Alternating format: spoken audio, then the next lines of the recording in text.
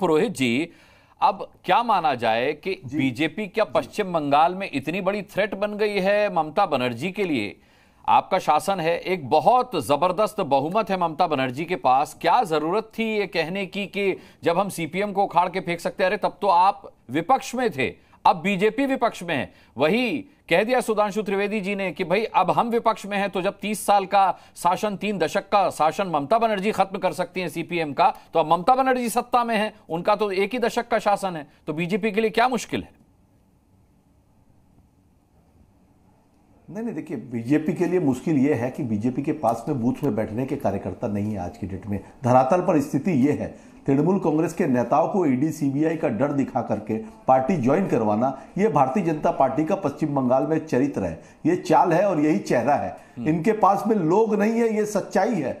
जिस तरह से पिछले बार जो 2019 का चुनाव हुआ था, उस चुनाव के अंदर में भारतीय जनता पार्टी को वामपंथी बंधुओं ने साथ दिया, उसके बाद में उनकी सीटें बढ़ी, 18 एमपी चुन करके गए। 18 एमपी ने पश्चिम बंगाल के मुद्दों की कोई बात नहीं की पार्लियामेंट में। क्या दिया नरेंद्र मोदी ने 5 साल में देश पश्चिम बंगाल को? मुझे पहले पश्चिम बंगाल की जनता यह सवाल करना चाहती है। और दीदी ने क्या कहा? बंगाल की जनता को सुनिए, स्वयं पुरोहित जी आप बिल्कुल सही सवाल पूछ रहे हैं। स्वयं पुरोहित जी आप बिल्कुल सही सवाल पूछ रहे हैं कि नरेंद्र मोदी ने 5 सालों में पश्चिम बंगाल की जनता को क्या दिया, बिल्कुल सही सवाल पूछ रहे हैं। लेकिन दिक्कत यह है कि ममता बनर्जी ने बताया नहीं कि केंद्रीय योजनाओं में घोटाला हुआ और घोटाला होने के प्रमाण मिले, इस वजह से केंद्र ने फंड रोक दिया पश्चिम बंगाल का। ममता बनर्जी ये तो बताती हैं कि पश्चिम बंगाल को नरेंद्र मोदी फंड नहीं देते, लेकिन क्यों नहीं देते ये नहीं बताती हैं।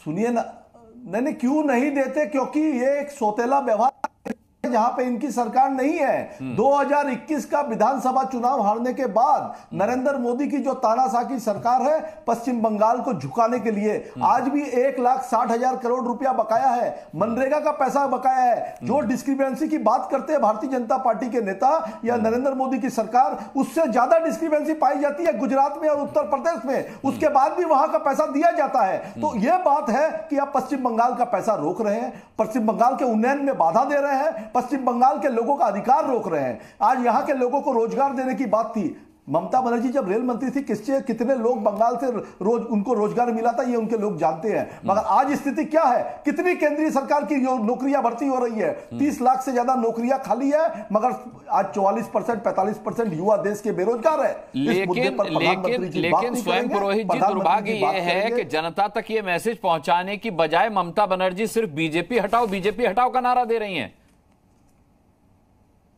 बीजेपी हटाने से ही देश का उन्नयन है, क्योंकि पिछले 10 साल से सत्ता भारतीय जनता पार्टी के पास है। अरे लेकिन पश्चिम बंगाल अकेला मिलकर तो बीजेपी नहीं हटा सकता देश को चला रहा है, झूठ बोल रहा है कि मुझे सत्ता में ले आओ। मेरी बात सुनिए, मुझे बोलने मत, नहीं, आप ही को बोलने दूंगा। मैं कह रहा हूं अकेला पश्चिम बंगाल बीजेपी नहीं हटा सकता, और जो बीजेपी हटाने की कसम खाए बैठे हैं इंडिया गठबंधन वाले, उनके साथ ममता बनर्जी नहीं है। कम से कम पश्चिम बंगाल में तो नहीं घुसने दिया इंडिया गठबंधन को। नहीं, तो कैसे हटेगी बीजेपी? हमें जहां साथ देना चाहिए वहां हम ठीक साथ देंगे।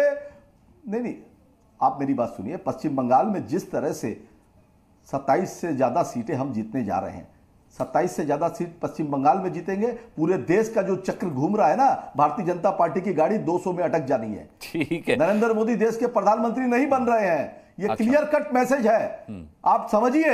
और इंडिया गठबंधन की सरकार बन रही है। 4 जून को जिस समय आपके साथ टीवी डिबेट में बैठूंगा, आप तो ममता बनर्जी को भी प्रधानमंत्री नहीं बनाना चाहते, वो गठबंधन का हिस्सा ही नहीं है, बाहर से समर्थन देंगी। आप तो ममता बनर्जी को भी प्रधानमंत्री नहीं बनाना चाहते। सुनिए मेरी बात, ये सब नरेंद्र मोदी नहीं बनेंगे तो ममता बनर्जी बन जाएंगी क्या? ये बताइए, ममता बनर्जी बन सकती है क्या प्रधानमंत्री? खुलेंगे, आप इंतजार करिए। कौन देश का प्रधान? बंगाल देश। अरे मैंने आपसे सिंपल सवाल पूछा स्वयं पुरोहित जी, ये बताइए, नरेंद्र मोदी प्रधानमंत्री नहीं बनेंगे, मैंने मान लिया, ममता बनर्जी बन जाएंगी क्या? बनना चाहिए दीदी को प्रधानमंत्री, मैं तो कब से चाहता हूं। देखिए, ममता बनर्जी तय करेगी कि देश का प्रधानमंत्री और देश किन हाथों में जाएगा। ये तय ममता बनर्जी करेगी 2024 के चुनाव के अंदर में। 4 जून का इंतजार करिए और ममता बनर्जी के ऊपर विश्वास रखिए। देश की, बंगाल की जनता तय करेंगी अपना नाम, मतलब देश की जनता मतलब तय करेंगी, यानी कि वो दौड़ में शामिल नहीं है, वो तय करेंगी, किंग मेकर है, किंग नहीं बनेंगी, है ना? नहीं, ये फैसला तो ममता बनर्जी के हाथों का है कि उनको बनना है कि नहीं बनना है। ये ममता बनर्जी और इंडिया गठबंधन ठीक है। स्वयं पुरोहित जी, लौटता हूं आपके पास, मैं लौटता हूं आपके पास। जफर इस्लाम साहब, मैं इसका जवाब नहीं दे, मैं इसका जवाब आपको नहीं दे सकता हूं। अच्छा, ठीक है, ठीक है, मैं जफर इस्लाम साहब का रुख करता हूं। डॉक्टर जफर इस्लाम साहब, आप कह रहे हैं कि भारतीय जनता पार्टी की 30 सीटें आएंगी, कैसे आ जाएंगी? 27 सीट तो टीएमसी दावा कर रही है। देखिए, टीएमसी पहले ही हार चुकी है पूरा इलेक्शन, और इसीलिए उसने कहा कि मैदान के बाहर बैठना पसंद करेंगे 12th मैन की तरह, इसलिए कि मैदान में कोई रोल ही नहीं रहेगा। वो तो टीएमसी चालाक पार्टी है। जफर इस्लाम साहब, फिर भी स्वयं पुरोहित कह रहे हैं बाहर बैठ करके भी ममता बनर्जी ही किंग मेकर होंगी। तो पूरी बात कर लेना, हम सुन लिया सब उनकी बातें। कह रहे हैं कि वो बाहर बैठेंगे, उनका कोई रोल ही नहीं होगा, इसलिए कि उनको भी पता है कि इंडिया की सरकार बनेगी, वहां 30-32 सीटें हमारी आएगी। अब ये दे रहे हमें 15 सीट, अभी आपके सामने कह रहे थे कि 27 हमारी, 15 उनकी। आपको ये बता देना चाहता हूं कि इनके जो 15, ये हमारी 15 बोल रहे हैं, एक्चुअली अपने बारे में बताना चाहते थे, उसमें से भी इनको 5 और देना पड़ेगा भाई। कम से कम 32 सीटें लेकर आएंगे हम, ये आपको बता रहे हैं, जहां तक बंगाल का सवाल है। और क्यों ना दे जनता, क्यों ना वोट दे? क्यों जनता के, आप देखिए किसी एक आम नागरिक की सोच क्या होती है। एक आम नागरिक सोच होती है कि भारतीय जनता पार्टी बच्चे के पैदा होने से उसकी पढ़ाई तक, से उसकी नौकरी से, रोजगार से आगे आप देखिए तो उसके सेहत का ख्याल, आयुष्मान भारत, सड़कें देती है, अच्छे सड़कें देती है, अच्छा राशन देती है, और सब कुछ, मतलब खाने पीने रहने, और उसके बाद अगर किसी को घर की जरूरत है, जिसके पास छत नहीं, उसको छत, बिजली कनेक्शन, पानी कनेक्शन, हर चीज देती है। तो जनता क्यों नहीं खुश होगी? अगर जिसके घर में टॉयलेट नहीं है उसको टॉयलेट भी देती है, और सस्ती दवा, एकदम सस्ती दवा भी पहुंचाती है घर घर तक। तो जाहिर है एक आम नागरिक देख रहा, उसने सरकारें देखी है। आज बंगाल का हाल देखिए, लोग गरीब गुरबा है कितना, इसलिए कि यहां पर बस नारा चलता है, खाली नारा दो और कुछ काम नहीं करो। आपने देखा देश में लोगों ने नारा दिया, भाई बिजली सड़क पानी देंगे, किसने दिया? काम देने का काम किया पहले अटल बिहारी वाजपेयी जी ने, हमारी जब सरकार थी, और बाद में आदरणीय प्रधानमंत्री जी ने पिछले 10 सालों में गरीबों के घर तक पहुंचने का काम किया है। चाहे डायरेक्ट बेनिफिट ट्रांसफर हो, चाहे आपको नल का कनेक्शन हो या इलेक्ट्रिसिटी कनेक्शन हो, हर जो सुविधाएं मुहैया कराई, ताकि आम नागरिक को जो उसकी जरूरत सामान हो, एक डे टू डे जिंदगी में, रोजमर्रा की जिंदगी में, वो सब पहुंचाने का काम किया। तो वो क्यों ना वोट दे? आज देखिए, जब हम देखते हैं कि इतने बड़े नंबर जो है लाभार्थियों का है, और लाभार्थी जानते हैं कि यही सरकार है जो उनकी चिंता करती है, उनका दामन थामती है, उनके हाथ मजबूत थामती है, और उनके लिए चिंता करने वाली सरकार है, इसलिए जीतेंगे। अब टीएमसी को देखिए, ये समाज को तोड़ने का काम करते हैं। समाज को इधर उधर करके सोचते हैं जीत जाएंगे, वो हो गया, अब नहीं चलेगा। अब चलेगा मोदी का राज।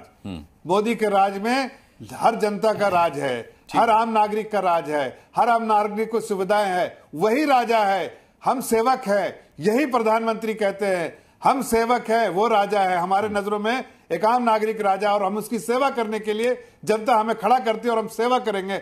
एक प्रधान सेवक के तौर पे वो बराबर चिंता करते हैं एक आम नागरिक के लिए। इसलिए मैं कहना चाहता हूं, बंगाल क्यों, सिर्फ बंगाल नहीं, बंगाल से निकलिए, देश के हर कोने में इस बार 400 का नारा जो है जनता दे रही है।